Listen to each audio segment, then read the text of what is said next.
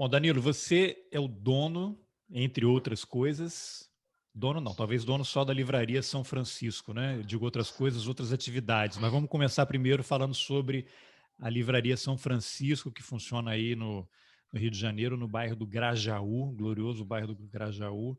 Fala um pouquinho dessa livraria, como é que você começou, teve a ideia de montar uma livraria num país em que o ministro da Economia tem o sonho dourado, um dos sonhos dourados é taxar livros, né? Porque só rico é que lê. Que você. Mas vamos primeiro do começo, né? Como é que você teve a ideia de montar uma livraria? É, o que eu pensei sempre com a livraria era um espaço de recepção, de troca com as pessoas. A gente tem noções muito diversas sobre o que é uma livraria, né? Se você circula pelo centro do Rio de Janeiro, você encontra verdadeiros muquifos, né? Assim, com livros amontoados em todos os cantos, etc. Mas quando você vai, por exemplo, em outras livrarias, a Leonardo da Vinci, a Livraria da Travessa, etc., você encontra um lugar para tomar um café, os livros estão sempre perfeitamente higienizados, né? A Livraria São Francisco sempre visualizou ser um meio termo. É muito interessante que livrarias trabalhem só com livros novos e fica com essa necessidade meio né, infinita de ficar lançando o livro e você desconsidera a produção anterior e você está sempre lançando. É uma coisa que nós temos também.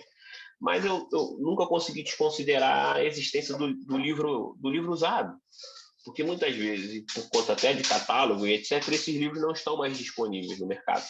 Então, a Livraria São Francisco nunca vai ser uma livraria gigante de 5 andares, uma coisa assim monumental, mas tampouco vai ser um sebo em que não é possível circular. A ideia dessa livraria é você ter um acervo bem organizado, bem específico, não é uma mega store, mas ao mesmo tempo você vai à livraria e consegue encontrar um bom livro, consegue encontrar, independente se ele está novo ou se ele está usado, e você consegue, inclusive, sentar e tomar um café, conversar com um livreiro, conversar com alguém que tem alguma mínima especialização nessa livraria para poder te atender e te direcionar. É uma livraria, a gente sempre disse isso, é uma livraria de personalidade, né? Começou com o meu gosto com o livro, né, minhas expedições ao centro da cidade do Rio de Janeiro para buscar livro velho, quanto mais velho, melhor, e começar a empilhar dentro de casa. E começa também, inclusive, com a necessidade, por conta da carreira acadêmica, da interrupção que essa carreira faz exatamente ao fim do doutorado, de você, né, de pagar as contas, basicamente, sendo bem claro possível. Então, a livraria surge de um cara que é muito apaixonado por livro, que adora ter livro, que se pudesse tinha uma casa inteira só para enfiar livro, e ao mesmo tempo fazer com que ali você tenha um espaço de recepção, de troca, de pessoas que vão e criam uma determinada afetividade, inclusive, pela livraria, e está ali com vontade de ter um livro, e às vezes não tem nada na cabeça, mas quer um livro, e o livreiro ou alguém que está ali te atendendo consegue te indicar para uma boa leitura. A Livraria São Francisco nasce disso. Enquanto livraria online, ela existe desde 2018. Desde 2018 eu trabalho com livros, né? Editando livros, ou lançando livros, ou vendendo livros, né? Você também edita livros? A gente editou alguns livros aí desde 2018 para cá. O primeiro que na verdade foi lançado na livraria, e na verdade é puxação de sardinha, né? Foi o livro que eu mesmo lancei ali, né? Então eu coloquei isso no portfólio dos lançamentos, porque houve até um relançamento em 2018, mas e a partir de então a gente veio lançando livros, né? Ainda livros, né, locais, digamos assim, com pouco alcance, etc., com autores independentes, mas a gente lançou 2 livros no ano passado, a gente está com 2 livros nesse ano, 2020 ano passado, 2021 a gente está com mais 2, 2019 nós lançamos um livro, então aos poucos a gente também está se posicionando no mercado desta forma, para servir também de celeiro, digamos assim, que é um termo da moda, de celeiro para autores independentes, que podem lançar em tiragens menores, em possibilidades menores, mas conseguem lançar o seu livro e se apresentar no Mas você faz mercado. um trabalho de editor, então, de pegar o original, lidar com gráfica, esse trabalho todo. Sim, é um trabalho extremamente divertido, para ser sincero. Eu dei aula a vida inteira.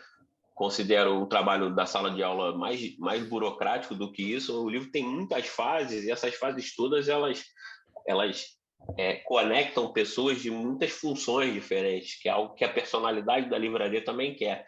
Ter sempre uma capa diferente, ter sempre um lançamento diferente, ter sempre uma visão sobre o livro, que não é a visão puramente comercial do livro, que não é a visão do blockbuster, né, do livro do best-seller mais vendido. Não, você está produzindo um livro também em menor escala, para que esse livro gere um mínimo retorno e, ao mesmo tempo, coloque um determinado autor ou um determinado assunto no mercado, né? Aí são livros geralmente relacionados à história ou à ficção, entra tudo. Nós lançamos 3 livros da área acadêmica. O livro que está no prelo também desse ano, um dos livros, os dois são da área acadêmica, para ser mais exato. A gente vai lançar esse ano um grande glossário, digamos assim, um grande índice onomástico de autores decoloniais do planeta inteiro. Esse livro foi feito em colaboração e há muitas mãos, inclusive, esse livro vai se transformar aí num material, inclusive, de pesquisa, porque a gente tem autores japoneses, a gente tem autores africanos, a gente tem gente do mundo inteiro, da América do Sul, da América Latina, da África. A gente tem gente do mundo inteiro colaborando com o livro e digamos assim, catalogando, digamos, esses autores decoloniais, suas funções, suas perspectivas, seus conceitos principais. Então, a gente está fazendo isso. O outro livro que a gente vai lançar é sobre a Fundação Lehman, né? Uma análise muito completa de todos os relatórios Lehman, desde o primeiro até agora, e como que esses relatórios foram se interferindo e se modificando ao longo do tempo e participando, interferindo diretamente no mercado de educação no Brasil, como essa questão do Fundação Lehman e a educação gerou um impacto no mercado, né? Esse impacto ele é muito visto na monopolização de escolas, na criação de grandes redes, né? Numa massificação muito grande do ensino a partir de matrizes muito específicas e que tem aí alguns problemas, algumas lacunas muito grandes, que é, por exemplo, a questão do empreendedorismo, o projeto de vida, entre outras coisas. Fundação Lehman, talvez seja interessante dizer que Lehman é por causa do João Paulo Lehman, que é o grande...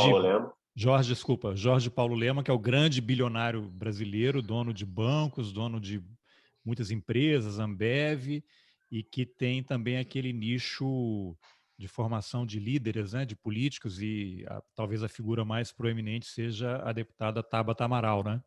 Exato. Essa formação de líderes, na verdade, é um modelo escolar também. Não é só um grupo de bons jovens que tiveram boas colocações em universidades no exterior. Há muito assédio do Grupo Lehman em universidades no exterior para alunos brasileiros. Assédio mesmo, não é só uma questão de aproximação, vem aqui que eu te pago a bolsa para você, não, é assédio mesmo. Numa universidade inteira, todos os alunos daquela universidade que são de nacionalidade brasileira têm contato né, são filiados de alguma maneira à Fundação Lehman.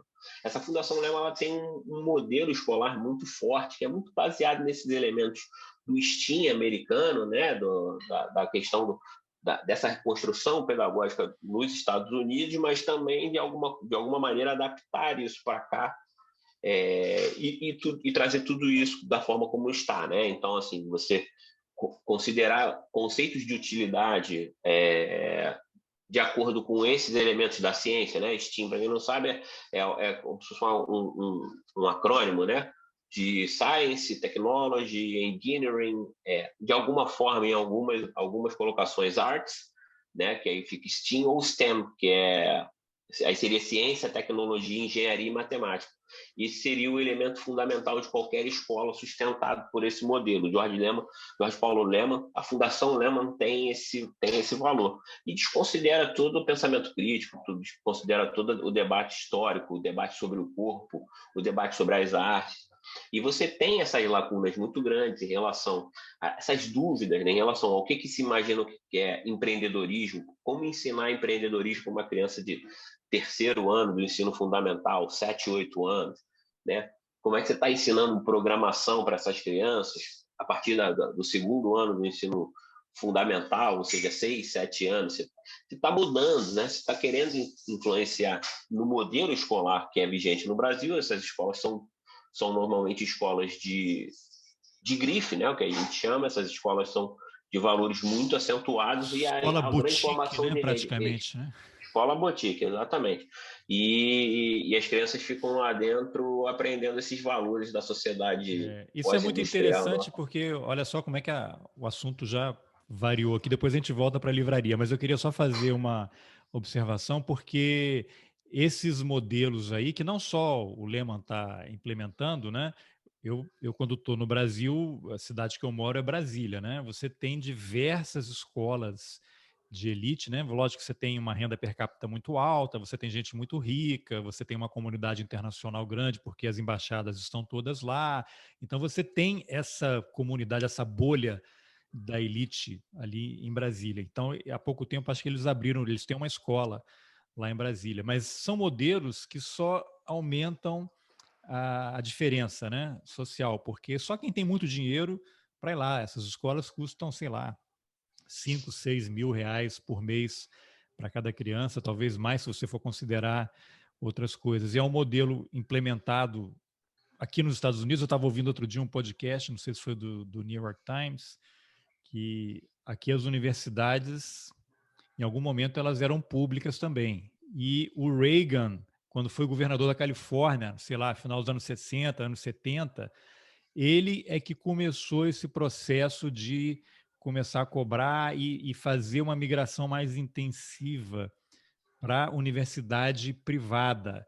E aí, hoje, você tem nos Estados Unidos o quê? Um problema gravíssimo de estudantes que terminam a universidade com uma dívida enorme, porque eles têm que pegar financiamento, né? Seria um crédito educativo, né? Um FIES, como tem no Brasil. Só que as universidades aqui custam 60 mil dólares por ano, 80 mil dólares por ano, 100 mil dólares por ano, depende do curso, depende da universidade. E aí uma das discussões de campanha, inclusive, do Biden, era acabar, era dar um perdão a essa dívida dos estudantes, porque eles terminam a faculdade devendo 60 mil dólares, 80 mil dólares. E aí já começam a ter estudos dizendo como é que você começar a vida com essa dívida também tem um prejuízo enorme para a economia, porque a pessoa não consegue financiar uma casa, não consegue comprar um carro, ela fica engessada. Tenho pais aqui, colegas dos meus filhos na escola, eles terminaram a faculdade já tem uns 15 anos. Até hoje eles estão pagando dívida. É como se fosse a hipoteca da casa, ele vai refinanciando. Tem até um filme interessante que concorreu ao Oscar aí há pouco tempo, não sei se ganhou, chamado Lady Bird, que a menina vai para a universidade e para conseguir o pai tem que refinanciar a hipoteca da casa, incluindo a dívida da universidade, então ele vai ficar mais não sei quantos anos pagando. E é um modelo que está sendo levado no Brasil, para o Brasil, e com esse governo federal, que ele quer acabar com a universidade, né? Teve agora um deputado aí no Rio que quer acabar com a UERJ, né? Apresentou um projeto. Eu fico me perguntando por que, que uma fundação Lehman não pega 100 milhões de reais, que para ele é nada, e coloca, doa para o FRJ, doa para a USP, doa para o UERJ, seria um bem. Não, mas é necessário criar a elite, o grupo que vai continuar nesse processo capitalista. Então, por que não pega 100 milhões de reais e coloca uma escola de educação básica na Rocinha? Vê lá quantas Exatamente. crianças em idade escolar existem, quanto é que custa montar uma escola top e coloca lá Dona Marta, Rocinha e qualquer outra favela do Brasil, que não interessa, né? Porque a lógica é outra. Mas, enfim, O objetivo é interferir. comenta alguma coisa aí, depois a gente volta para a livraria. Não, o objetivo mesmo é interferir sobre os futuros líderes, mas de fato quem vai liderar, né? Você está falando dos filhos da própria elite. Quando você aposta na educação popular, quando você aposta, inclusive, numa livraria popular, não é algo que é dissociado, não, muito pelo contrário, tudo muito próximo. Quando você aposta na educação popular, de alguma maneira, na cabeça do investidor, nos famosos cabeças de planilha, a gente está pensando aí em dinheiro que você joga pela janela, né? Ao contrário, quando você investe nos filhos da elite, que eles já têm uma defasagem muito grande em relação aos filhos das classes médias, das classes baixas, das classes pobres no Brasil. Quando você investe nesse cara, você consegue um resultado ainda superior? Consegue, de fato, você consegue interferir inclusive em termos políticos, não é só uma questão escolar, ela tem a ver também com a criação de lobbies políticos. Você está investindo nos filhos da elite, esses filhos que já têm uma uma diferença muito grande em relação aos filhos das classes mais baixas no Brasil, porque esses lá na frente serão os grandes líderes. Então, você está pensando no longo prazo, você está pensando numa política, né, de interferência, de controle e posteriormente, de cooptação da política. Vai chegar um momento que a gente só vai ter deputado financiado por grandes lobbies, né? É uma coisa desse tipo. E aí você cria um padrão escolar universitário em que o aluno da graduação mais simples, daquela graduação um pouco mais barata, ele chega a investir muito mais do que ele tem disponível para tentar alcançar esse mesmo padrão. Se ele não for virar youtuber, por exemplo, ele vai ter que estudar, vai fazer a graduação dele, vai ter que se endividar muito e ao mesmo tempo você tem um mercado de trabalho que não absorve. Então, essa dívida no Brasil também está crescendo exorbitantemente e de forma praticamente incontrolável e descontrolada. Então, o que a gente está pensando aí também com esse livro é trazer mais um debate, né? A ideia dos livros da Livraria São Francisco, que vão sair ali com um selozinho da Livraria São Francisco, é também participar desse debate, é também permitir que esse livro custe um preço razoável, acessível, para que a gente não tenha uma escala muito grande de acesso. Enquanto o Paulo Guedes deixar, né? Enquanto o Paulo Guedes deixar, mas mesmo ele não deixando, a gente dá um jeito de continuar. Mas porque assim, não tem o que fazer, né? A gente vai precisar continuar, mesmo você colocando. É algo interessante em relação a isso, o valor do papel foi aumentado em 15%. Se você estava pensando numa alíquota de 12% sobre o livro, esse aumento do papel, que foi fora de padrão, está muito acima Por causa do da inflação, câmbio, né? etc. Por causa do câmbio. Mas a gente tem condição de produzir papel aqui. Mas esse aumento, chegando a 20%, 25% em alguns casos do papel, ele já inviabiliza de certa forma, né? Por quê? Porque em vez de você reduzir a taxação desse papel, o Brasil é um dos maiores produtores de celulose do planeta, né? Se você reduz essa taxação e você consegue fazer com que o papel permaneça barato, ao longo do tempo o livro vai ficando mais barato também. Mas se você já aumenta logo o valor do papel, isso já encarece imediatamente, né? A gente está gastando pelo menos 20% a mais para produzir um livro. Isso sem contar os custos da mão de obra, que são os custos do capista, do editor, do revisor, do pessoal do marketing, do pessoal do comercial. E essa galera que está cada vez trabalhando mais por projetos, e tem muito a ver com, inclusive, essa coisa do empreendedorismo, né? O cara larga um emprego fixo, ou não tem um emprego fixo para largar, então ele vai e cria lá a carreira dele de capista, vamos dizer, de capista freelancer. Ele vai fazendo capa. O valor desse trabalhador também deveria ter um determinado acréscimo, subir de acordo com a inflação e o processo normal das coisas. E pelo contrário, na verdade, esses serviços estão ficando cada vez mais baratos. Mas para você fazer algo de qualidade, não adianta você investir pouco, não adianta você colocar um valor pequeno no capista. Quer dizer, há uma precarização generalizada. Ao mesmo tempo que o preço dos insumos, digamos, físicos do livro está aumentando, né? Então, assim, você tem uma cadeia do livro que é muito grande, que envolve muita gente, você encarece o valor do papel, o valor da impressão, o valor da tinta de impressora, o valor de todas as coisas que são físicas, né, tangíveis, e aquele trabalhador ali está ficando cada vez mais precarizado. E aí bota a cereja do bolo em cima, é o Paulo Guedes aumentando o imposto. Exatamente. Não precisa você já aumentar o imposto, talvez acho que era isso que eu queria dizer, que não adianta não precisa só você aumentar o imposto, você pode reduzir a taxação sobre o papel. E você já cria um impacto nas contas públicas que é ínfimo, tão ínfimo quanto um impacto de 12% de alíquota sobre os livros. E, ao mesmo tempo, você consegue engessar a produção literária no Brasil, a vida cultural no Brasil, que é o grande projeto, né? Que é a grande ideia desse governo do Paulo Guedes, que é de engessar a vida na universidade, engessar a vida acadêmica, engessar a vida. A última notícia em relação a isso, a gente viu o fechamento de uma revista para mais de 30 anos de literatura comparada da UNB, vai fechar. Assim, é uma revista que nunca atrasou um número, sempre mandou, e aí é um outro elemento da produção editorial, mas que também é importante, são as revistas acadêmicas, que existe desde 99, vai fechar por quê? Porque não há mais dinheiro de edital para a produção de revista, não há mais dinheiro... Seria um bom exemplo para a Fundação Lema socorrer, estender a mão, né? Instituto Moreira Salles chega ali, dá um apoio, abate do imposto de renda, né? Perfeito. Sempre há retorno e possibilidade de fazer isso pelos mecanismos fiscais que a gente tem mesmo. Mas, como o objetivo não é só econômico, é também político, é também necropolítico, no sentido de você que está matando uma vida cultural, né, você gera aí múltiplas possibilidades de esganar mesmo a vida cultural de produção literária, universitária, acadêmica no Brasil. E sei lá o que vai acontecer com essas pessoas, né? Nas quais eu me incluo também. Não sei, tu sabe o que vai acontecer daqui a 5 anos com a universidade pública, embora eu esteja na universidade pública há pelo menos 15 anos. Né? Então, assim, eu não consigo fazer uma conta para daqui a 1 ano, 2 anos, estar inserido novamente na universidade.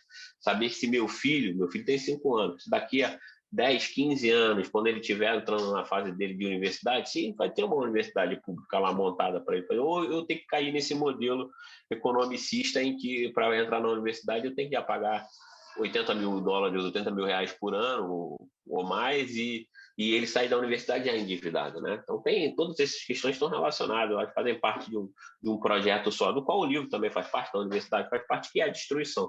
Pô, muito bacana. E quando é que está previsto aí o lançamento? Se o governo deixar, vai sair quando? Se deixar até o fim do ano, a gente até setembro, outubro deve estar lançando. Ele atrasou, a verdade é que ele atrasou.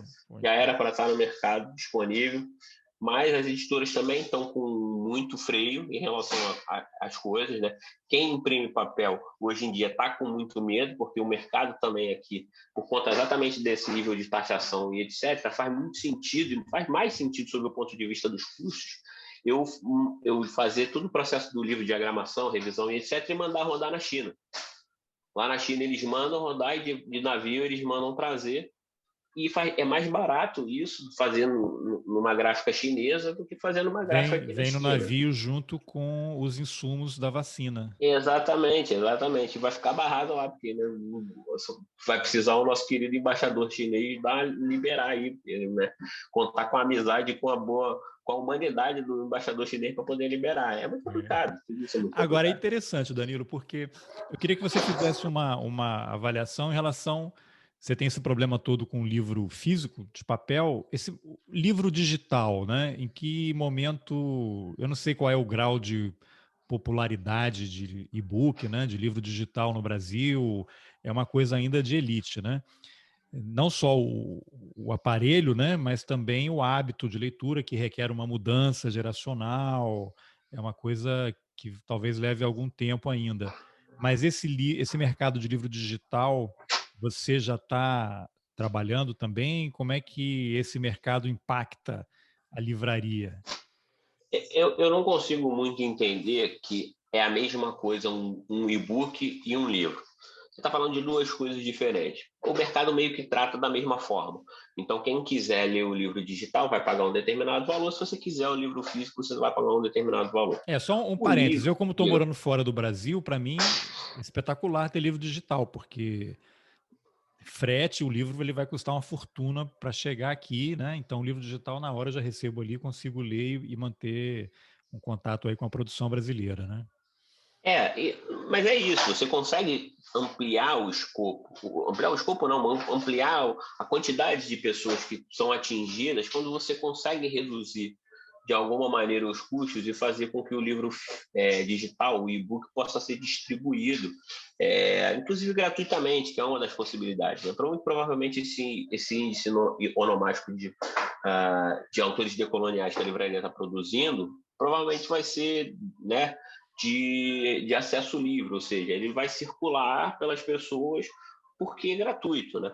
Você começa a cobrar pelo livro digital, alguma coisa também se desarticula na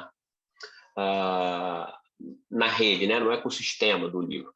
O livro físico é um produto, propriamente dito. Aquele produto está ali, você sente, ele é tangível, ele tem uma qualidade, ele tem uma depreciação, né? Ele de alguma maneira, ele vai se estragando ao longo do tempo, até porque a maior parte dos livros não tem uma impressão de muita qualidade. O papel não é bom, ele vai se degradando normal. O e-book, ele substitui um pouco por isso, mas já que ele não se deprecia e já que ele né, enfim, ele não se perde de alguma maneira, você estimula a cadeia a ficar produzindo o livro o tempo inteiro. Esse estímulo de cadeia, ele tem um aspecto muito interessante em relação à qualidade. Ele reduz a qualidade. né? Você tem um grande mercado produtor de livros, que é o Brasil, mas que, inclusive, está cada vez mais inundado pela autopublicação e pelas publicações sob demanda. Quando você faz uma publicação sob demanda, no caso de e-book, de livro digital, o custo é muito baixo. Então, você tem que rever isso e tem que visualizar isso a partir de múltiplas camadas de qualidade que não, às vezes não se sustentam e que provavelmente no livro físico jamais veriam a luz do dia, né? Então isso é interessante, porque o e-book e o livro físico são duas coisas diferentes. O livro físico ele continua sendo o grande objeto de desejo das pessoas, né? Ele não se compara ao livro digital em muitas formas, mas sobretudo com isso, você chega lá e consegue entregar, né? Como é que você dá um presente para alguém? Eu vou te mandar um PDF. PDF não é presente, né? PDF é... O livro também tem esses fetiches, pertence também a essa categoria de coisas das quais você presenteia, das quais você divide, das quais você, né, consegue fazer. Em alguns tipos de leitura, já não faz mais muito sentido você ter o livro físico, propriamente dito. Por quê? Por N motivos. Os apartamentos que a gente mora hoje são menores, né? Os custos que a gente tem, a quantidade de recursos disponíveis que a gente tem para lazer, cultura e etc., no geral da média brasileira, no geral das famílias brasileiras, é cada vez menor. Então, você consegue, de alguma maneira, com o livro físico, chegar a um determinado nicho muito específico e com o e-book com outro nicho, digamos assim. É uma questão geracional? Eu acho que não necessariamente.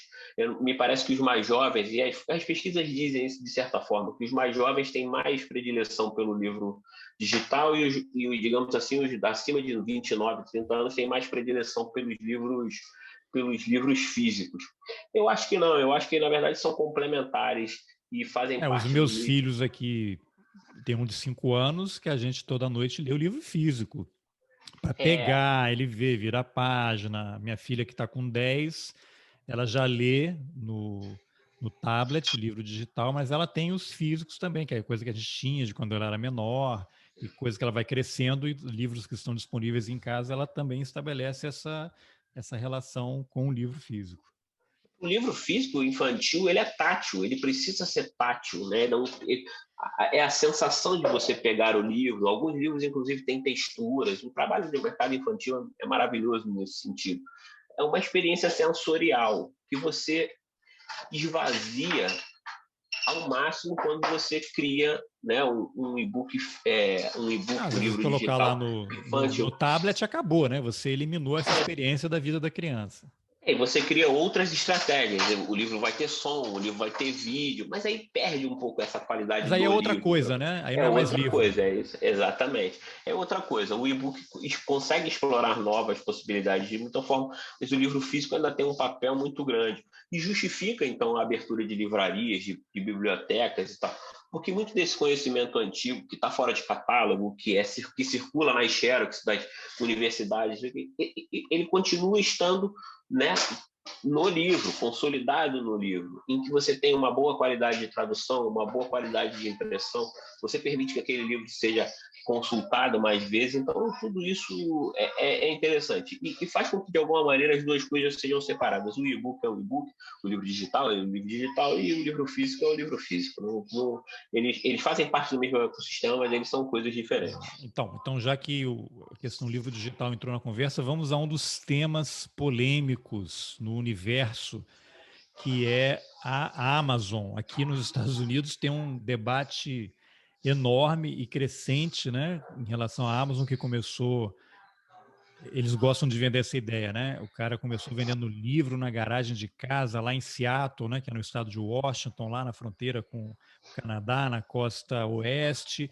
E aí, quando você começa a ver a história do Jeff Bezos, na verdade, ele já era um alto executivo do mercado financeiro, tinha um enorme conhecimento, já tinha um dinheiro enorme, né? Mas ele criou esse personagem, né, do cara que começou lá na garagem da casa dele.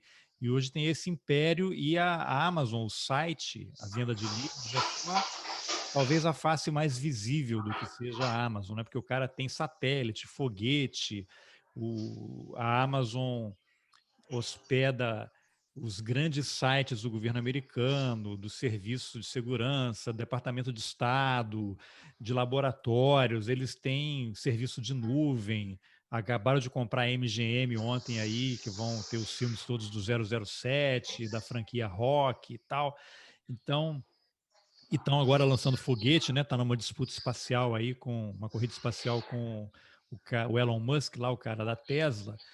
E o Jeff Bezos acabou de sair, né, da presidência, vai trabalhar numa fundação, tipo o que o Bill Gates fez há alguns anos aí, saiu da liderança lá do controle da Microsoft e passou para a fundação. E está enrolado agora numa outra história aí com aquele cara que morreu na cadeia por ter sido Sim, preso por pedofilia, tá uma confusão danada. é, Mas a Amazon, o grande debate é porque hoje você compra tudo na Amazon, né? Aqui nos Estados Unidos você compra de manhã e você recebe à tarde, dependendo do que você comprar. Eles compraram uma rede de supermercados, que é o Whole Foods, então eles já controlam a distribuição de alimentos. Ontem houve uma notícia que eles agora vão passar a vender remédio, não duvido que eles vão comprar algum laboratório. E tem essas empresas, eles controlam várias coisas.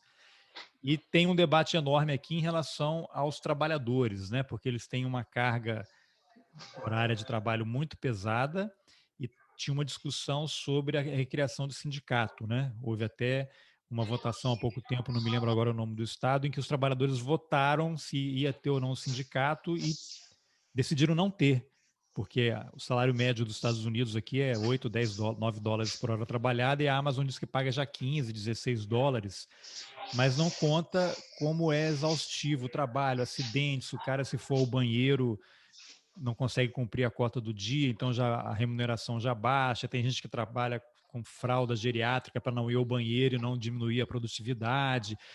Tem relatos da Amazon contratando escritórios de espionagem para se infiltrar nos movimentos dos trabalhadores. Tem histórias das mais terríveis. E algo recorrente que a gente ouve é como é que a Amazon está matando os pequenos comércios. Livraria é o mais evidente, porque foi como eles começaram, né, pelo menos publicamente, e entraram, acho que há uns 2, 3 anos no Brasil vendendo livros, agora já estão vendendo outras coisas, né? E aí eu queria uma avaliação sua. Como é que a entrada da Amazon afeta livrarias como a sua e pode matar um negócio como o seu? Porque eu já ouvi relatos aí que ela coloca um livro, vende o livro por um preço mais baixo do que o que a editora gastou para produzir aquele livro, né? A Amazon é legal, está dando desconto. Não, ela está matando os outros. Ela quer botar o preço baixo, ela está ganhando com outras coisas, coloca o preço baixo para matar os concorrentes e controlar o mercado. O que, que você pode contar desse fenômeno? a existência da Amazon aqui no Brasil, enquanto vendedora de livros, é muito parecido com o surgimento da própria livraria. Ela é quase que simultânea, né? E, de fato, a Amazon tem um impacto muito grande sobre muitas cadeias, muitas coisas que são relacionadas ao livro. Quando você trabalha com editoras, e assim, o modelo da Livraria São Francisco é esse, a gente trabalha com livros usados, mas também trabalha com editoras médias, e sobretudo médias, talvez seja o maior tamanho de livraria de editoras que a gente trabalha, mas as pequenas e médias editoras que produzem coisas de muita qualidade, com muito cuidado, com muito carinho, com muita eficiência, né, no sentido de que você está entregando um bom produto com um preço razoável, mas o mercado não é feito só de pequenas editoras, de médias editoras. As grandes editoras também fazem parte desse mercado e elas, de alguma maneira, começaram a retroalimentar essa coisa da Amazon muito grande. Um debate que se faz muito no grupo de livreiros, né, no pessoal envolvido na cadeia econômica do livro, da cadeia produtiva do livro, é que quando você não tinha a Amazon, quando você não tinha a Amazon, as contas muito raramente das editoras fechavam no azul. Quer dizer, fechavam positivos. Por quê? Porque você, na verdade, tinha uma cadeia de distribuição muito pouco construída e que entregava muito pouco. Então, como é que era a capacidade da distribuição? Quem eram os grandes distribuidores de livros no Brasil? Eram, de fato, empresas que se consolidavam só na área da distribuição. Elas não vaziam livros, elas não vendiam livros para o consumidor final, elas só entregavam livro para grandes livrarias. E essas empresas da distribuição, elas tinham um papel importante nas contas das editoras, das grandes, das médias e das pequenas. Elas compravam diretamente das editoras, compravam em grandes quantidades e faziam o trabalho da distribuição. A distribuição nacional, por exemplo. E distribuição nacional muito entre aspas, porque, na verdade, os grandes centros consumidores de livros no Brasil continuam sendo os sudestinos, né? A considerar, inclusive, Brasília, mas, sobretudo, São Paulo, Minas Gerais, São Paulo, Rio de Janeiro e, de alguma forma, ali, Belo Horizonte, etc., as grandes capitais do sul do Brasil. A distribuição era feita dessa forma. O custo do frete no Brasil também sempre foi um problema. Grandes distribuidoras até usavam caminhões para poder entregar livros em determinadas capitais. Então, era muito comum no passado você chegar com um caminhão e entregar esse caminhão inteiro para uma livraria, e vinham várias editoras, as editoras rateavam esse valor. Só que as estradas são ruins no Brasil. O custo da viagem no Brasil, se você considerar gasolina, gasolina, o combustível e etc., isso ficava impeditivo, né? Você tem esse país de tamanho continental, literalmente, não dá para usar outro termo em relação ao Brasil, e a necessidade de espalhar o livro na maior quantidade de possibilidades possível, de maior cidades possível. Quando essas distribuidoras elas começaram a encontrar cada vez mais problemas, as distribuições começaram a ser muito limitadas às cidades mesmo. Então, a distribuidora era aqui em São Paulo e Rio. E você tinha um hub no sul do Brasil para poder distribuir para as 3 grandes capitais das cidades consumidoras de livro no sul do Brasil. No Nordeste, a mesma coisa. Você colocava ali em Recife e distribuía para as capitais do Nordeste. Isso também foi ficando caro, muito caro. A Amazon entra num primeiro gap que a Amazon chega para consolidar, para ocupar, é exatamente esse da distribuição. Quando a Amazon entra, ela sai quebrando todas as distribuidoras de livros do país. Por quê?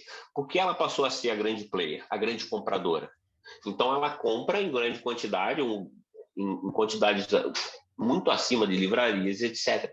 E antes de se tornar uma vendedora, ela se transformou numa distribuidora.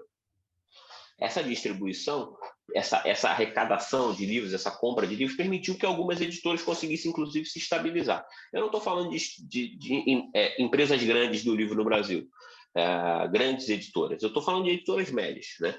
Essas editoras médias começaram a perceber que era possível vender pela Amazon com um preço que antes era mais competitivo, não interferia no preço final do livro. Isso tem uns 3 anos. Quando assim que começou, não interferia no preço do livro final e a coisa estava meio que parada. Se eu fosse numa livraria de rua, numa livraria grande, se eu fosse numa livraria grande, eu compraria esse livro com um valor um pouquinho maior, sim, porque você tem ali um profissional envolvido, etc., mas não era um valor tão exorbitante. Quando essas distribuidoras passaram a morrer, a Amazon começou a investir no frete, que é aquilo que se chama no Brasil e em outros lugares do mundo também se chama a Amazon Prime. O que é isso? As distribuidoras continuam hoje, de alguma maneira, subordinadas à Amazon. Então, você tem grandes distribuidores que resolveram, inclusive, para se manter vivos, passaram a vender livro fechado, livro para o consumidor final, né? Livro fechado que a gente chama. Né? Então, assim, vender por unidade. Então, você tem lá algumas grandes distribuidoras que mudaram o nome e passaram a ser vendedoras de livro que vendem nos marketplaces da Amazon. E a Amazon entrou nesse mercado a partir do frete. O que é isso? Quando eu vendo um livro na Livraria São Francisco, eu vendo para o país inteiro, eu tenho um custo de frete, que é um custo que, inclusive, que só me é permitido porque existe a empresa de correio de telégrafos, que tem uma modalidade que é específica para o livro, que é o registro módico, do qual você pode enviar um livro e não varia a distância. Por enquanto, né? Acho importante. Depois a gente vai falar mais detalhe. A gente precisa falar sobre isso. Os Correios, e houve um momento em que queriam acabar com essa tarifa módica para livro, né? Depois, não sei se chegou a acabar e depois recuaram, ou nem chegou a implementar. Precisa retornar nisso. Incorpora isso aí na conversa.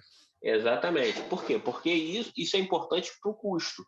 Se o livro custa para mim um valor que eu consigo competir com a Amazon, eu tenho que ter pago nesse livro um valor mais ou menos 30% desse valor, eu tenho que ter pago eu tenho que melhor recolher para mim como forma de lucro e etc. E 70% eu pago para a editora final.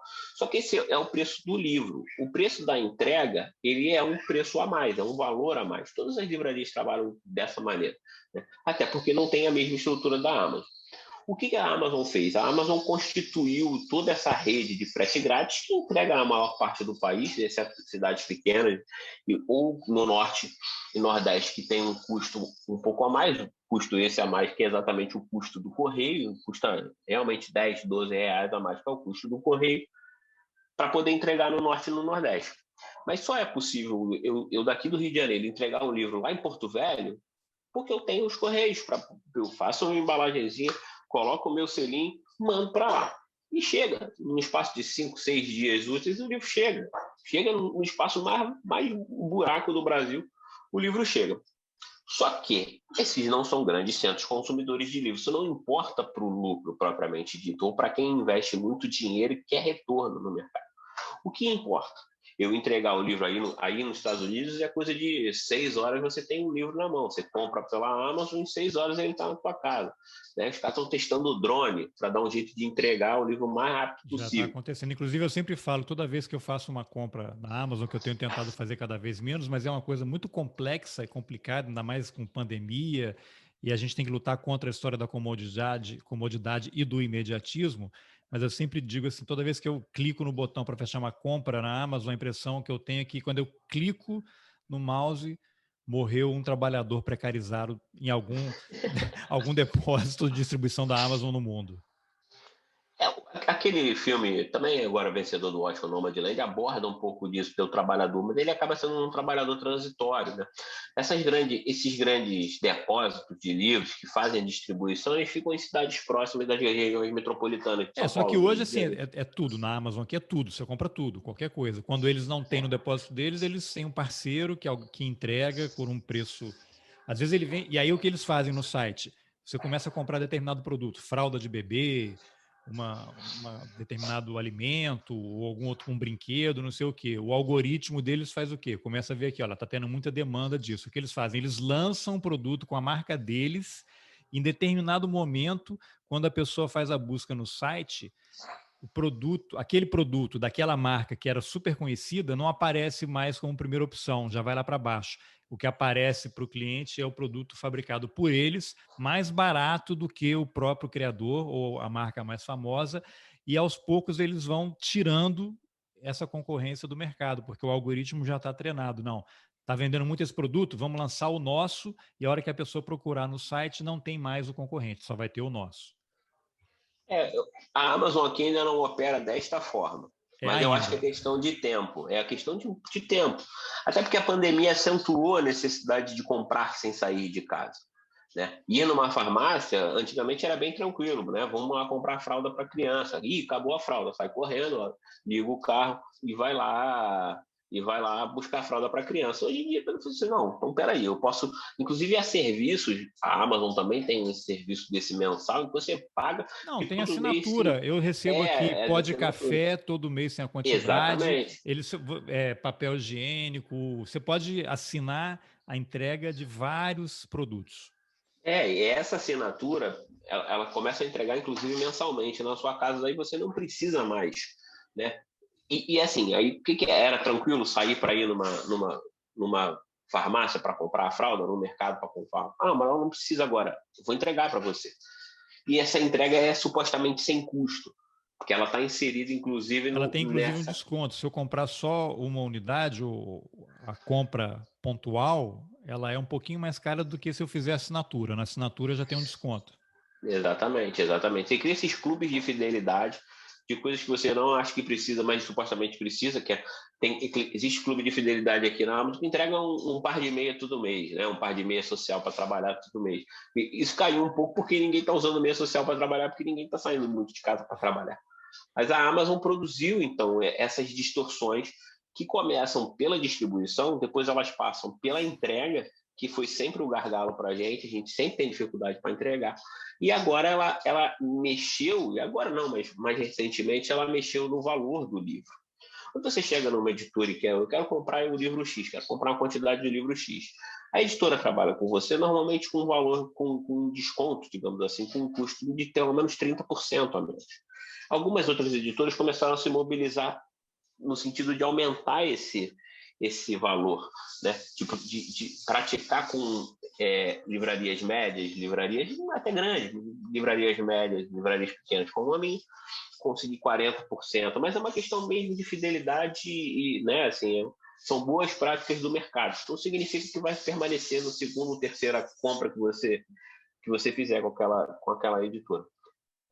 Quando você chega, então, na editora, a editora ela te dá pelo menos 30%.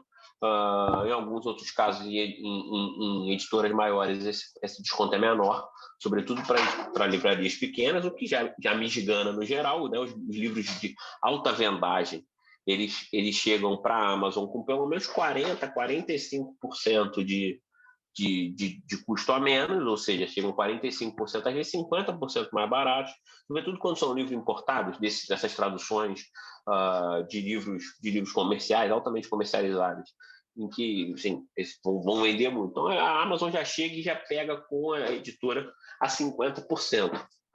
Quando você chega na mão da editora e diz, eu quero comprar o mesmo livro, as editoras grandes trabalham aí com pelo menos 25%, 30% no máximo, dependendo do tamanho da livraria, do valor desse livro. Então já não tem como competir, né? Você tem uma empresa gigantesca, um verdadeiro monstro, que antes do livro sair, um mês, 2 meses do livro sair, já comprou pelo menos metade daquela produção num valor pelo menos 50% mais barato.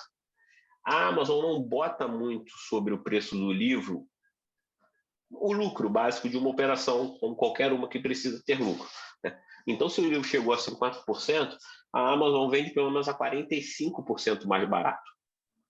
Ao vender a 45% mais barato, eu não consigo tirar o meu lucro, não consigo fazer nenhum tipo... E o meu preço vai ser sempre não competitivo. Você vai numa livraria dessas de rua no Brasil, você pega o livro e faz a pesquisa na Amazon, às vezes o livro está o dobro do preço. É a livraria que está jogando muito caro? Não é necessariamente a livraria que está jogando muito caro. Pois é, o valor que, somado todos os custos, e o valor praticado pelas grandes editoras, sobretudo as grandes editoras, é o valor que elas praticaram. Então não tem como botar mais barato. Eu vou comprar livro para vender livro mais barato que a Amazon, estou jogando dinheiro pela janela, literalmente. No momento econômico que ninguém pode jogar dinheiro pela janela de jeito nenhum. Então, a Amazon ela passou por essas transformações de mercado no Brasil, que são específicas do nosso mercado, que era a questão da distribuição, que era sempre um gargalo. A questão da entrega, que também é uma dificuldade nossa, né? Usando, inclusive, um exército gigantesco de trabalhadores, de trabalhadores desempregados, que tem uma moto, porque, inclusive, nos anos de 2010, no Brasil para cá, até um pouco antes, no início do governo do Partido dos Trabalhadores, a moto começou, inclusive, a substituir os animais utilizados para transporte e locomoção das pessoas, né? O jegue, o cavalo, etc. As pessoas, inclusive de classe média baixa, começaram a ter uma renda suficiente para comprar em grandes parcelamentos de 5, 6 anos, comprar uma moto. Aí aquela moto passou assim, então você tem um exército de trabalhadores desempregados com uma moto na mão. O que você faz? Você pega essa galera, emprega de qualquer jeito, porque esse emprego é feito de qualquer jeito, você emprega de qualquer jeito e esse cara vai lá fazer uma entrega num espaço curto de tempo, né? O livro no Brasil ainda não chega em 6 meses. Provavelmente vai chegar daqui a uns anos. Mas no momento que você pede para a Amazon, hoje, sei lá, 11 horas da manhã, amanhã, 4 da tarde, o livro está na sua mão, né? É uma questão do imediatismo? Sim. Você tem uma necessidade de imediatismo. Eu quero o livro para agora, né? Eu preciso do livro para fazer a pesquisa. Mas, de alguma maneira, quando você compra online, antigamente a gente tinha essa percepção que havia a possibilidade de demorar um pouco mais. Eu peço hoje, vou levar pelo menos uma semana para chegar. Então, eu fazia a minha conta pensando nisso. Se eu vou precisar do livro daqui a uma semana, se eu quero aqui no site da Amazon, não sei se tem aí ainda, mas você compra ele, dependendo do produto, ele te dá algumas opções. Se você quiser receber hoje, amanhã ou na terça da semana que vem, terça da semana que vem você não paga nada. Hoje você tem um X a mais ou 2X a mais amanhã e tal. Mas não é só da Amazon, não. Tem outros, Apple também, se você quiser comprar alguma coisa assim, no dia tem uma taxa de urgência, né? É É, é. normal. Agora, isso daí tudo que você falou em relação à entrega, o governo vem há alguns anos um desmonte dos Correios, né? Para poder tentar convencer a população de que serviço público não serve, que é ineficiente, que só dá prejuízo, que todo mundo é preguiçoso, que todo mundo é incompetente, cria uma, usar a palavra da moda, narrativa para justificar a venda, né? E aí você fica assim, mas se é tão ruim assim, por que que a Amazon vai querer comprar? O governo quer vender para a Amazon, porque é isso. Ela vai pegar o filé, provavelmente o custo trabalhista, os processos todos vão ficar com o governo, a sociedade é que vai pagar o custo desses processos todos aí, e a Amazon vai pegar e vai fazer o quê? Eu vou demitir todo mundo, eu vou ficar só com aqueles que eu preciso, vou atender aqui as capitais, algumas cidades maiores no interior, e o cara que mora lá no interior do Acre, ele não vai receber. Ele vai receber. Pagando, ele recebe. A Amazon entrega em qualquer lugar, na Lua, se você pagar, ela entrega. Né? Mas isso que você tem aí de colocar no correio e o cara receber lá no Oiapoque ou no Chuí ou numa cidadezinha qualquer, não vai ter mais, ou vai ter com um custo muito mais alto. Então é muito cruel isso que está acontecendo, né?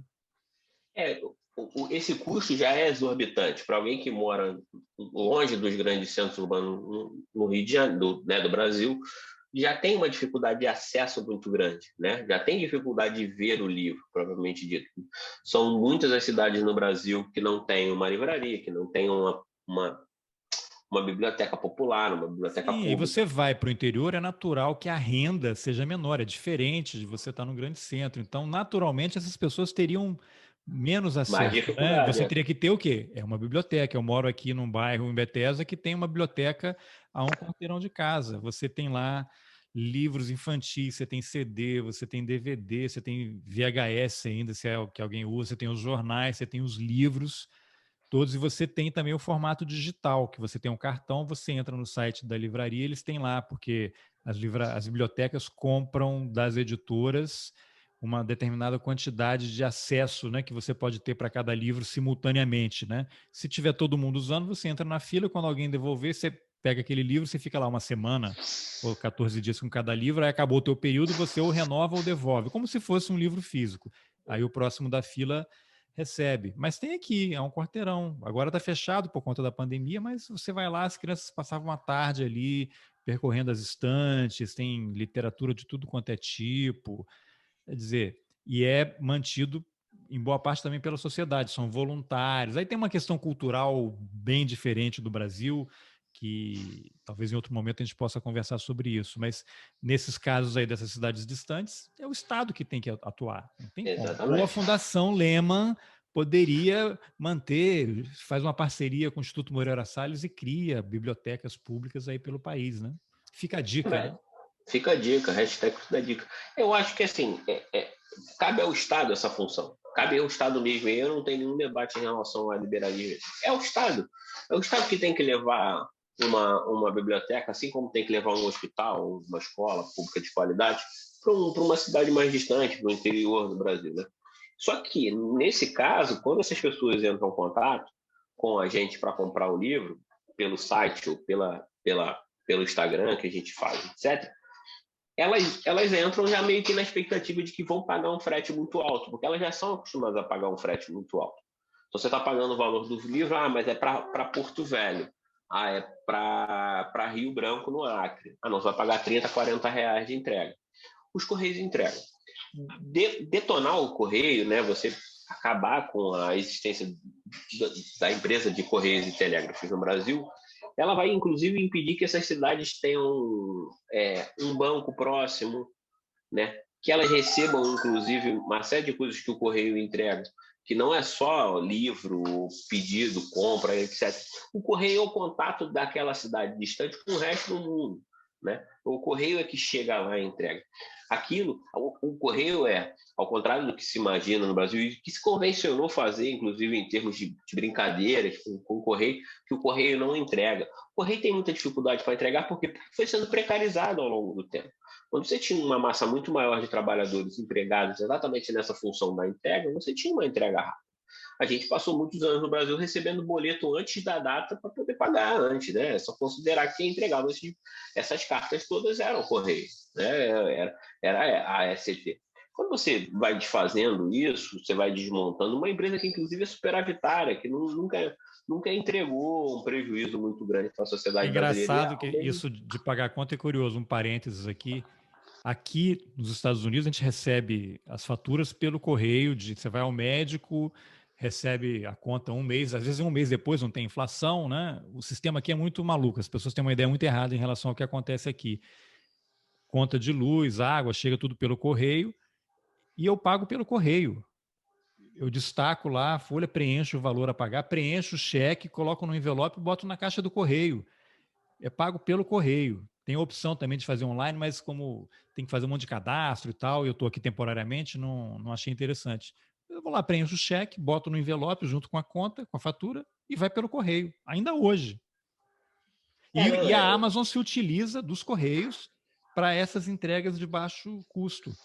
Ou seja, ela tem a assinatura do Amazon Prime, o cliente paga uma assinatura anual, para alguns produtos ele recebe sem pagar, mas esse custo da entrega pelo correio que a Amazon faz está sendo paga pelo cliente que pagou aquela assinatura. Não tem a empresa, não estou pagando. Não existe isso de não pagar. Alguém está pagando. E é o cliente, não tem essa que a Amazon vai dar dinheiro para os outros. Ela está fazendo uma gestão financeira em cima do que ela recebe. Então é óbvio, né? Então cria-se essas ideias malucas aí de que os caras estão salvando, mas aí eu te cortei, mas queria que você retomasse e fizesse uma avaliação. Qual vai ser o futuro disso daí para livrarias como a sua? Porque a Amazon ela não vai recuar, ela vai ampliar a atuação dela, né? Qual é o futuro que você vislumbra aí com o aumento dessas operações? A diferença de empresas grandes, monstruosas desse tamanho, empresas pequenas, é que mesmo em condições tão adversas quanto a da pandemia, elas conseguem crescer, enquanto as empresas menores, né, as livrarias pequenas, elas pisam no freio minimamente para não quebrar. Quem quebrou, quebrou, inclusive muita gente saiu quebrando por aí. Livrarias centenárias que estavam... centenários é muito, mas enfim, livrarias lendárias no Rio de Tradicionais, né? Janeiro, tradicionais no Rio de Janeiro, foram fechando no Rio de Janeiro. De São Paulo, grandes livreiros, esses sim, centenários, que estão no centro do Rio de Janeiro vendendo livro desde 1910, 1920, dali, também fecharam, porque não conseguiram, inclusive, arcar com os grandes custos de aluguel e etc. Né? Então você tem aí um mercado que só cresceu para um ponto desse mercado todo, que foram para as empresas grandes desse tamanho, da Amazon. E na verdade quem cresceu de verdade nesse período foi a Amazon e mais ninguém. O resto ou cresceu nominalmente, né? Só aquele pouquinho, ou parou as atividades ou decresceu. Né? Quem decresceu nesse momento, quem teve que estagnar as atividades nesse momento, vai voltar num período pós-pandemia mais enfraquecido. Vai ter dificuldade para recolocação, vai ter dificuldade para reabertura, né? Vai ter dificuldade para montar uma livraria e fazer essa livraria rodar minimamente, vender bastante para a livraria funcionar. Num lugar onde se paga aluguéis de 40, 50 mil, 60 mil reais, esse livro ele vai custar um pouco mais.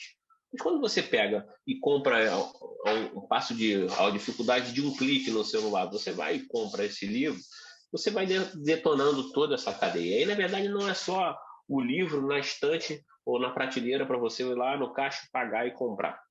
É o capista que fez o livro que está fazendo cada vez menos serviço ou fazendo serviços de valores muito mais baixos. É o revisor, é o cara do marketing, é o cara do online, é o cara da venda, é o distribuidor, é o vendedor, né? É o livreiro. Né? Mas o que é isso? Né? Esse mercado automatizado do livro, ele tem as suas dificuldades. Né? Esse mercado automatizado do livro, em que a pessoa não escolhe o livro, ela recebe ela recebe a partir dos seus algoritmos, né, dos gostos, daquilo que ela sinaliza pelo celular ou pelo computador em relação aos cliques, há quanto tempo que ela ficou num determinado ponto do vídeo, tudo isso é compilado e de alguma maneira jogado contra você. Isso perde a personalidade, né? Isso faz com que as indicações de livros cheguem num determinado momento que elas se esgotam. E o mundo do livro é muito, muito mais amplo. Acho que o futuro é empresas menores, de livrarias menores, que não têm um acervo enorme, com a mega história enorme, onde se vende videogame, livro, capa de Harry Potter. Não, as livrarias vão voltar a ser livrarias, onde o livro é a grande estrela, onde o livro é o motor daquilo, onde você senta e toma um café, e você encontra no livreiro, no funcionário que está ali, alguém que te faça uma indicação de livro. Essa personalidade, você não consegue transpor ela para o site. Eu preciso de alguma coisa muito imediata, mas eu nem sei o que é. Eu não vou na Amazon tentar pesquisar, porque esse conhecimento ainda não é, porque no futuro, inclusive... Não dá para o cara entrar no site da Amazon, eu queria aquele livro daquele autor que não sei o quê, só o livreiro que vai poder pegar essa dica e dar o título. Você cria aí uma afetividade, inclusive, com o teu cliente, que ele vem comprar no mês anterior um determinado livro e fala, o que eu posso ler agora? Aí você vai lá e dá um livro para ele e fala, pô, excelente, mês que vem tu me indica outro. E tu cria uma regularidade com o cara e você consegue estabelecer um vínculo com o consumidor que é um vínculo que não existe em outro lugar. Mesmo que você tenha sugestões de livros, quem botou o livro X no carrinho, botou no livro Y no carrinho também. Seres humanos são diferentes e não são compiláveis a essa escala, nessa escala. Então, assim, as livrarias pequenas e médias vão ter muita dificuldade. Eu acho que não vão ter mais livrarias grandes, mega stores, como se tinham no passado, as grandes FINACs, né? Os grandes prédios com 5, 6 andares de livraria, um café lá no fundo, a pessoa passava a tarde inteira.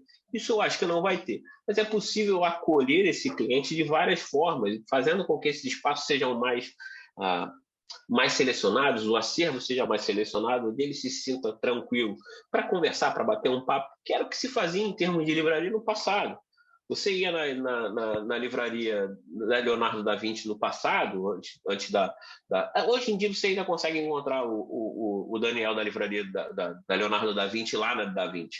Né? Mas no passado você ia e encontrava o dono da Vinci na livraria, encontrava também um diplomata, um político, né? Você encontrava aquilo, era um ponto o autor de um livro, né? Tava o autor de um livro. Às vezes ele não estava nem o livro dele não estava lá, mas ele era o autor de um livro e ele estava na livraria. É engraçado que eu morei em São Paulo um tempo e tem um livro do Jorge Caldeira sobre o Barão de Mauá. E um dia eu estava na Livraria Cultura com uma amiga e a mãe dela, e tem aquela roda, tinha, né? Aquela roda, não sei como é que está lá na Livraria Cultura, lá no Conjunto Nacional.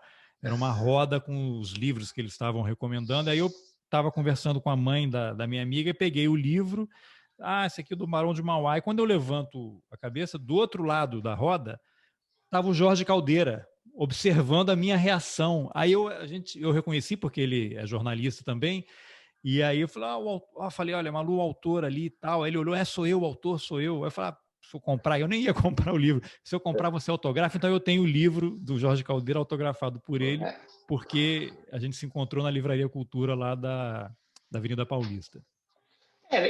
Esse é um estilo de vida, né? Comprar livros representa uma coisa, né? Representa toda uma mudança na família, representa uma mudança no sujeito que compra o livro, de que começa a fazer parte de um mundo que é um meio viciante, no sentido que você não consegue comprar. Nunca é um livro só, a gente costuma dizer na livraria. A pessoa vem para um livro, vem meio desconfiada, pega um livro, eu vou levar esse baratinho, para saber. Na semana que vem ela volta, traz a irmã, traz a filha, vai trazendo um monte de gente. A livraria pode ser esse espaço humanizado. É difícil, eu acho até feio falar humanizado, né, em relação a isso, mas é isso, né? Quando você transforma toda a experiência do livro em algo automatizado, submetido a algoritmos, né, como é o caso das grandes, né, dessas grandes redes, da Amazon, etc., em que até a experiência de comprar um desodorante passa a ser algo automatizado, mas você não consegue comparar um desodorante e um livro. ainda tem, e vai ter durante a vida inteira, enquanto a gente tiver aqui, os nossos filhos, e depois quando o mundo acabar em geleiras derretidas e aumento dos níveis do mar, etc., quando ainda tiver mundo, e o mundo ainda não tiver acabado, o livro vai existir enquanto tal. E a experiência de comprar um livro físico, pegar ele, levar para casa e botar na estante, ler e achar aquilo tudo maravilhoso, etc., vai continuar existindo, né?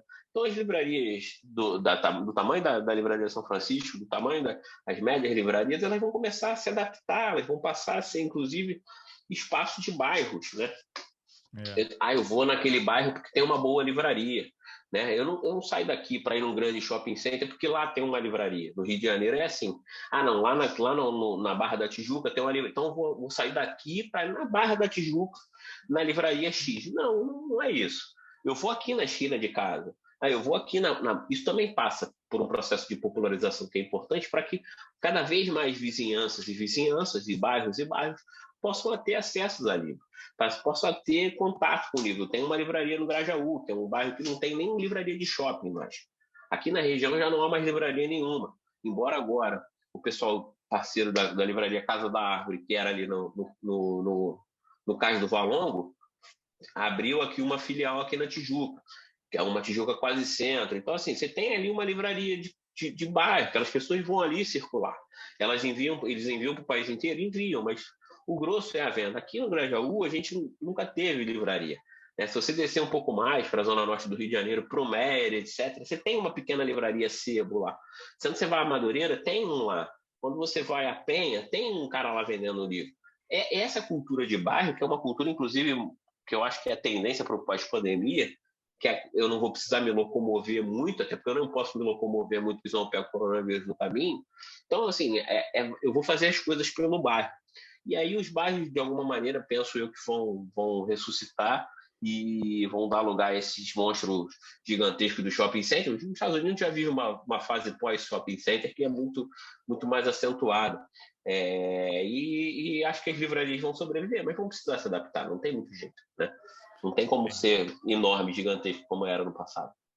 Então, Danilo, para a gente encerrar aqui, porque essa conversa exige desdobramentos, a gente vai voltar a falar sobre isso. Duas coisas para a gente encerrar. Existem essas coisas, daquele famoso círculo do livro, né? Clubes de leitura. Você acha que isso é um caminho interessante para ajudar a ter uma renda mais fixa e corrente para livrarias como a sua? Você já pensou em fazer uma espécie de clube de leitura em que a pessoa paga uma mensalidade e recebe 1, 2, 3 títulos por mês? Aí a outra coisa eu vou perguntar depois. Não, sim, claro. A ideia aqui, na verdade, também é fazer essas fidelizações que as grandes editoras, pequenas editoras estão fazendo, criando esses clubes. A Livraria São Francisco também tem, embora a gente participe de outros, né? A gente inclusive, conseguiu exclusividade de algumas editoras médias para que elas entregassem o livro para a gente antes até da Amazon. Então, você vai lá na Amazon procurar o livro, você não acha. Você vai na Livraria São Francisco, o livro está disponível avulso, né? Sem fazer parte do Clube do Livro. Mas essas pessoas do Clube do Livro têm tido prioridade para receber, e isso é uma percepção interessante de algumas editoras, de que não adianta você ficar abastecendo o algoritmo, você tem que abastecer o leitor. Então, o leitor tem que ter algum tipo de vantagem que seja essa vantagem de receber o livro antes, de poder pegar o livro antes, ou na Livraria São Francisco, ou em qualquer outro. Então, isso também tem sido um movimento interessante. Acho que é muito bacana, acho muito válido. Tem sido a saída para médias e pequenas livrarias e editoras sobreviverem. A Livraria São Francisco tem isso no radar, embora o nosso porte ainda não permita isso tudo, mas é algo que hoje faz parte. O Círculo do Livro, na verdade, sempre fez parte. Por exemplo, você pega um caos pequeno, as livrarias, as editoras produziam livros e os militares, durante a ditadura, liam esses livros e diziam: isso aqui é palatável para a família militar, normalmente muito conservadora, muito pudica e etc. Então, a José Olímpio, por exemplo, produzia muito livro, a Biblioteca do Exército aparecia como co-produtora do livro, como co-editora do livro, e aquele livro circulava ali na família militar. Na família militar. Era muito barato, porque assim, aí todas as senhoras, as mães de militares, as esposas de militares, liam ali Raquel de Queiroz, por exemplo, que é considerado um clássico dessa época, o Dora Doralina, chegou a família militar desse jeito. Embora não seja um livro tão pudico assim, embora talvez o censor não tenha lido com todo cuidado para dizer assim, isso aqui é aprovado para a família militar. Então, isso sempre existiu, isso era na década de 60, no final da década de 60. O pau estava quebrando na rua com tortura e as senhorinhas estavam lendo os livros que eram as grandes produções, Marguerite Duras não, né, livros da época que circulavam assim. Então, esses clubes do livro, essas fidelizações sempre existiram. Trazer isso de volta é muito legal, porque isso vai permitir que essas editoras e livrarias continuem subsistindo, Bom, sobrevivendo. então vamos aguardar para breve aí, Clube de Leitura da Livraria São Francisco. Vai ser bom isso. Então eu quero aproveitar também que a gente já tinha combinado aqui para anunciar uma parceria, talvez, né? Todo mundo que mandar um e-mail para o Danilo, vou deixar depois o e-mail aqui da livraria nas informações do episódio, dizendo que ouviu o episódio e vai poder comprar um livro com um desconto. E aí vocês, se estiverem ouvindo, se entendam direto com o Danilo para poder negociar aí o desconto que ele vai dar para vocês. Eu vou deixar o link no final, nas informações do episódio. Mas é só mandar um e-mail, vai ser permanente enquanto ele achar que está associado ao roteirista, não vai prejudicar o negócio dele. Não, de forma nenhuma, pelo Aí vocês contrário. só mandarem um e-mail para a Livraria São Francisco, lá para o Danilo. Ouvi aqui o episódio, quero comprar um livro aí, que você me indica, e aí vocês se acertam. Pode ser? Com certeza, tá fechadíssimo. Pode vir. Pessoal que ouviu o roteirista aí até o final, agradeço desde já. E pode vir na Livraria São Francisco, que aqui tem sempre descontos, e sobretudo dos amigos do roteirista. Tá bom então, Danilo. Então, obrigado pela entrevista. Desejo aí que em breve você esteja com portas abertas, que agora está fechado, né? Tá trabalhando fechado por agora. Virtualmente. Só virtualmente, mas a gente está para reabrir. Vocês abram as portas aí para reativar essa paixão pela leitura, tá bom? Obrigado aí pela entrevista. Eu que agradeço, muito obrigado, meu amigo. Essa entrevista demorou um tempo para sair, mas enfim, saiu. Eu sou um roteirista, de verdade, não é porque eu estou aqui puxando o saco do meu amigo, não, mas é o meu podcast preferido. E sigam a Livraria São Francisco no Instagram e vejam nas nossas redes sociais. Isso, vou deixar os links todos ali, então. Beleza?